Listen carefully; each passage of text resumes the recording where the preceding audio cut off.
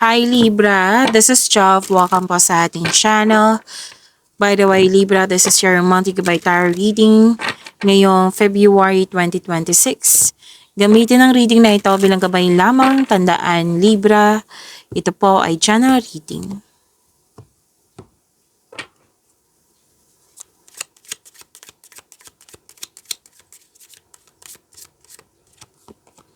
Angel number 6, sabi po dito, your heart is your gift. You are a natural born nurturer and have a great talent for helping and healing others. You are the epitome of self-sacrifice and a protector of those you love. I am nurturing. Again, I am nurturing. So nakita ko dito na you're showing your kindness to everyone. Yung marunong ka mag-alaga sa iyong sarili, sa kapwa mo, sa relasyon, sa connection mo sa isang tao. Na very generous ka din at the same time. Mahilig ka magbigay ng advice sa ibang tao para tulungan sila. Okay? So, I am nurturing. Angel number 6.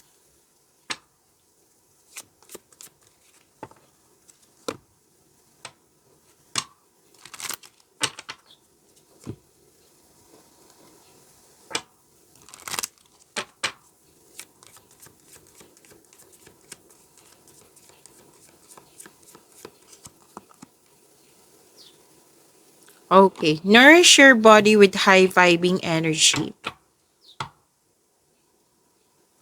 So, this is ito din yung sinabi dito na I am nurturing, na hindi lang sa marunong kang mag-alaga sa connection mo sa ibang tao, kundi sa inyong sarili. It might be sa ibang Libra dito, or most of you, nag-decide na alagaan yung sarili, like, magkaroon ng healthy routine, mag-exercise, kumakain ng mga healthy foods, at yan, para magkaroon ng healthy body, healthy minds. Okay? So, ito na yung simula ngayong February na mas alagaan mo yung sarili mo, na magkaroon ka ng time for yourself para magkaroon ng healthy living. Pag-aalaga kasi to.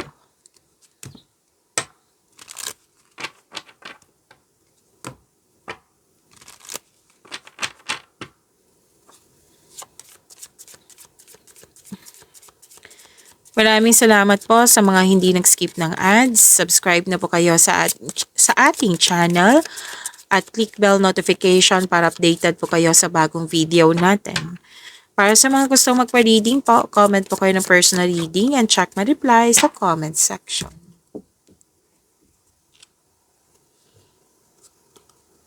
Oh wow, this is good. Ito yung sanabi dito na para mas maalagaan mo yung sarili mo, nirelease mo yung mga bigat ng nararamdaman mo.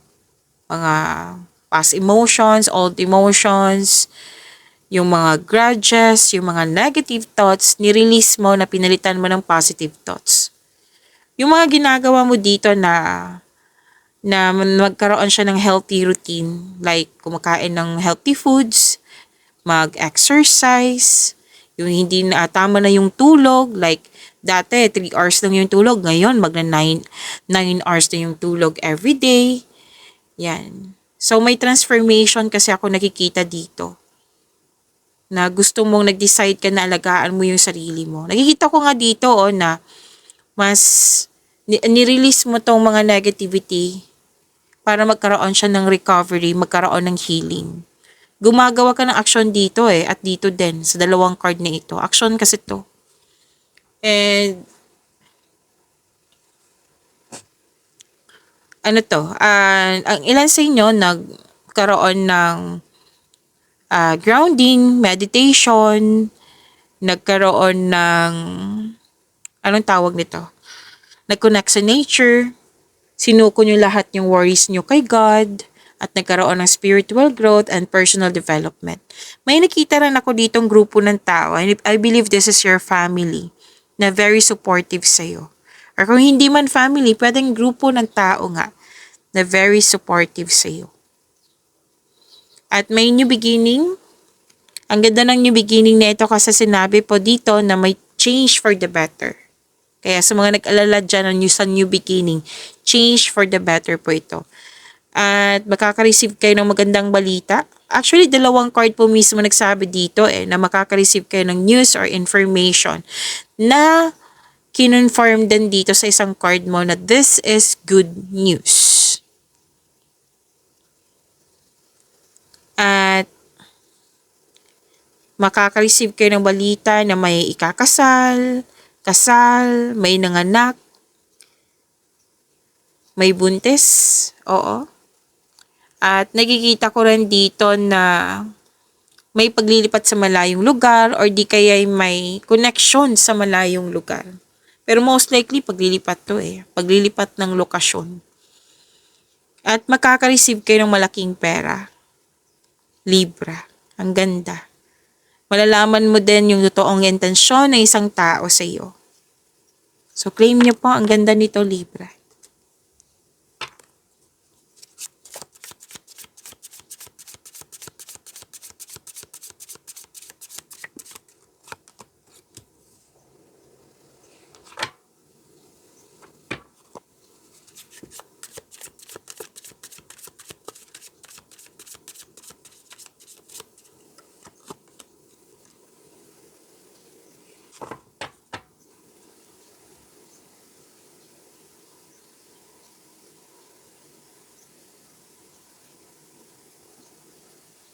Okay, energy niyo po ngayong February 2026, Libra.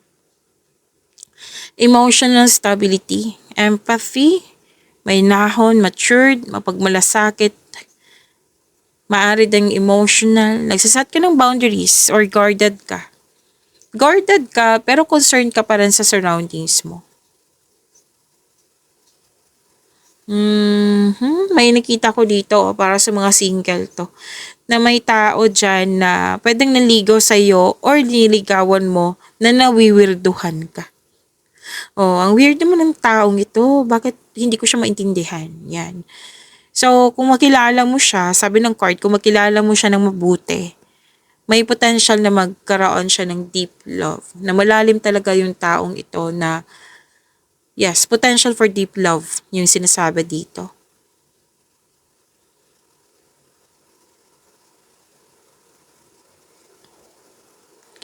Magaling ka sa mga ginagawa mo. Magaling ka na leader. Stable ka na sa napili mong career. Financial stability din.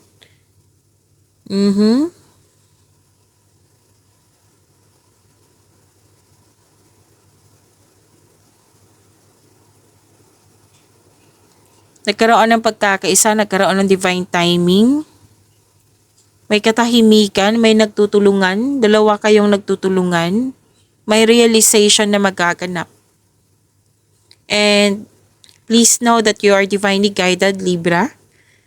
Maaring nagbigay ito ng signs sa pamagitan ng isang tao or kaibigan na maaring makatulong sa struggle mo ngayon. Kaya kailangan magbigay ng pasensya. Oo, as the universe goes to work to bring your desires into reality. Wow. So, your desires will turn into reality. So, seek balance and create a calm atmosphere.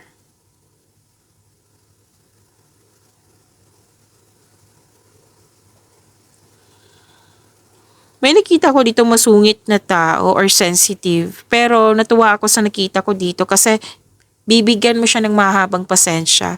Yung naintindihan mo. May advice doon ng card nyo dito na pay attention kayo sa inyong income at sa paggasta.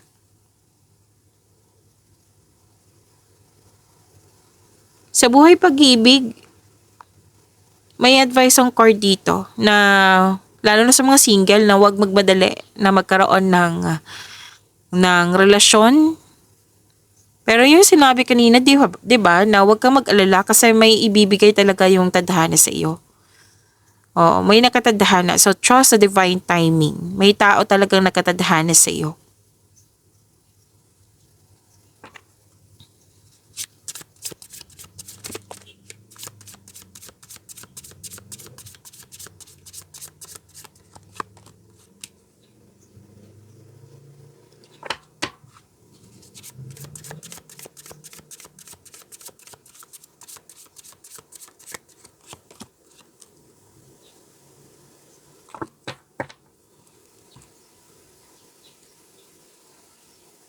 Sa career and money niyo po ngayong February 2026.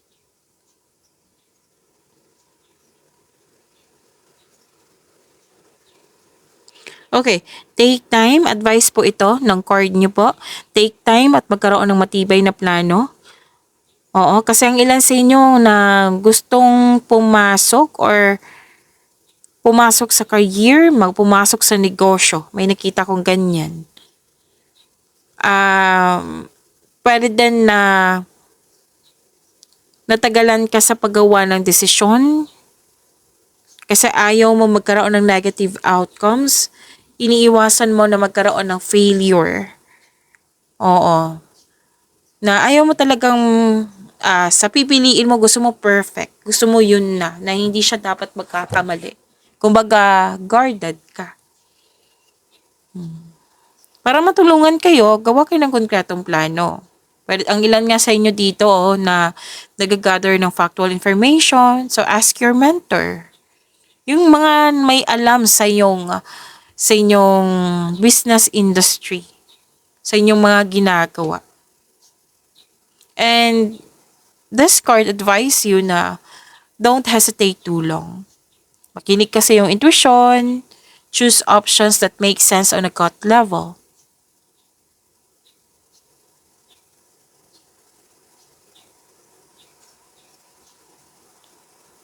And you need to try to release your fears. Kasi 'di ba, naging guarded ka. Naging iniiwasan mo magkaroon ng failure sa iyong pipiliin or sa gagawin mong desisyon. So release this fear, okay? Sinabi ng card.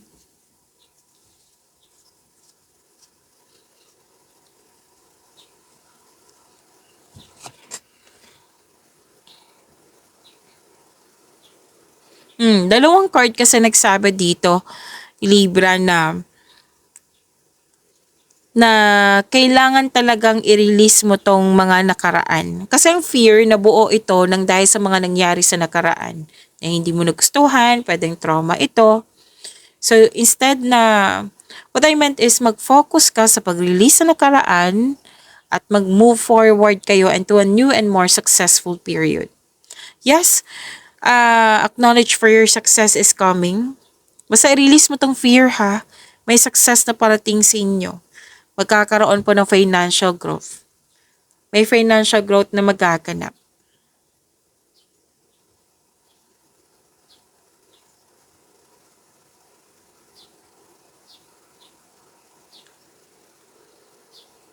So, after nito, makakapag-decide ka na may success and new doors opening. Meaning to say, may parating na opportunities.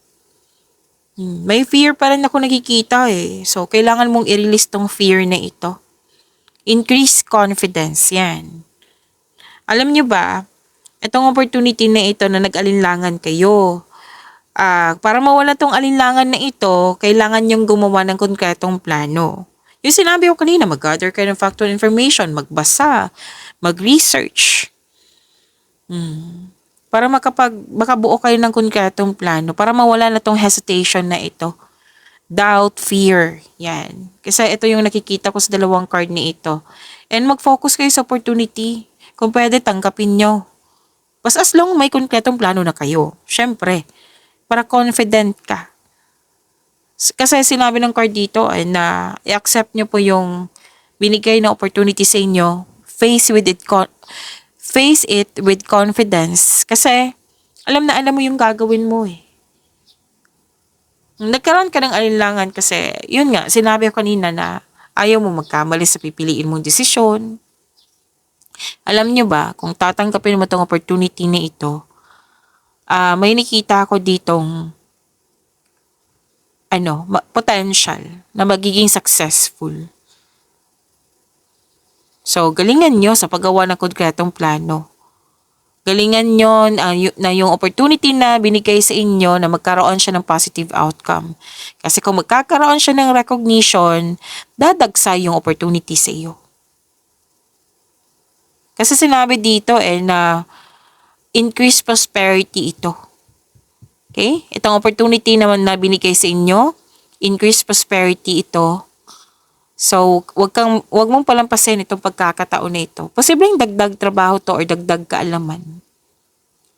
Ang gagawin mo, increase confidence. Yung konkretong plano, siguraduhin mo.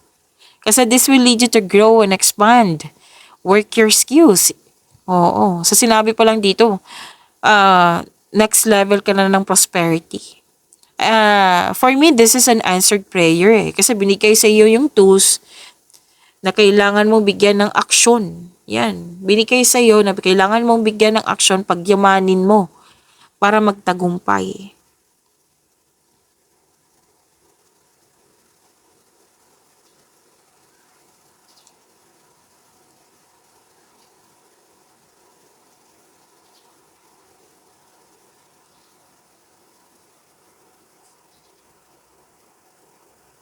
Isipin niyo po yung mga taong nagbigay ng support sa iyo, yung inspiration niyo sa buhay para ma-motivate po kayo. Okay? At umiwas sa toxicity, make it balance, kumbaga control your money, save and control, monitor yan. And huwag masyadong magpagod. Kasi nakikita ko dito maaari magiging busy ka. So, make it balance.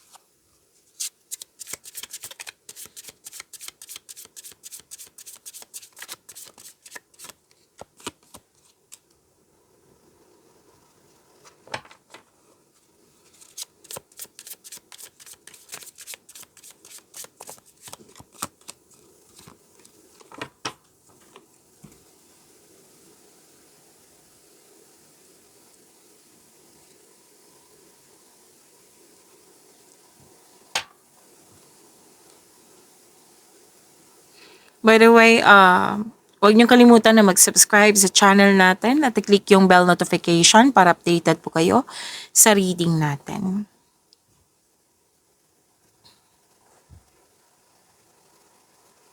Wow, may bagong pag-ibig ang mga single dyan, no? May nagpaparamdam or kayo ang nagparamdam? Nag-enjoy kayo sa mga bagong passion nyo.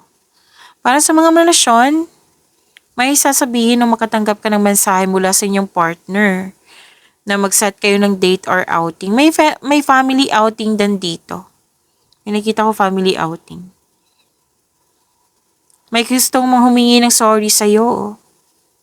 Andito din yung good news. Makaka-receive ka ng love messages. You're showing your kindness to everyone. Sweetness, gentleness. Yan.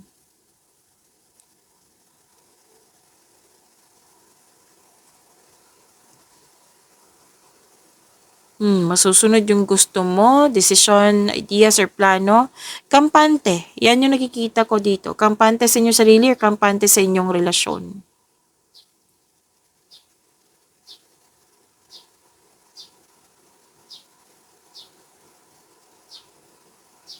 You're very inspired.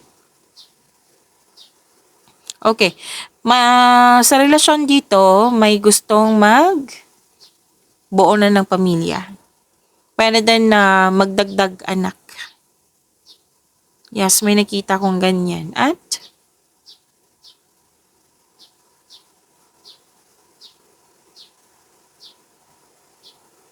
may malalaman kang sekreto kasi malakas ang iyong intuition.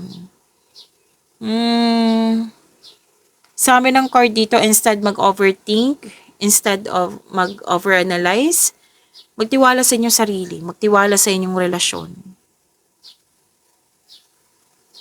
May challenges akong nakikita dito, Libra. Pero nakikita ko naman dito, matatapos to. Like, yung paulit-ulit na lang na concern, mabibigyan na ng solusyon. Which is good, di ba? Tapos may nakita ko ditong acceptance, may natutunan kayo sa mga nangyari sa nakaraan. Yan. Okay? Nagaganap ang pagbabago. Okay. Pagtatapos kasi ng isang mapait na sinapit, nagaganap ang pagbabago po kung ikaw ay mismo ay tanggap ang pagtatapos. Kasi may natapos talaga. Ang unang nakikita ko dito is yung paulit-ulit na lang na concern. Nabigyan na ng sagot, nabigyan na ng solusyon. Ito ay lumilika ng isang pakiramdam ng kapayapaan at pasasalamat. So, this is a completion of cycle. Pagyamanin niyo po yung blessings na binigay sa inyo. Libra, see you tomorrow. Maraming salamat po.